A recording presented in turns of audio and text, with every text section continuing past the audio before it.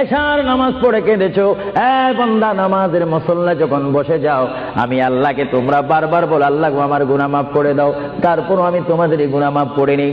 তারপরও তোমরা নিশি রাত্রে মানুষ যখন ঘুমে যায়, তোমার বিবি যখন ঘুম যায়, তোমার ছেলে যখন ঘুম যায়, তুমি নিশি রাত্রে ঠান্ডা পানি দিয়ে ওযু বানিয়ে নামাজের মুসল্লায় বসে তুমি আবার যখন ডাক দাও রব্বুল আলামিন, পৃথিবীর কোনো মানুষ আমার গুনাহ সম্পর্কে জানে না, তুমি আমার গুনাহ সম্পর্কে জানো।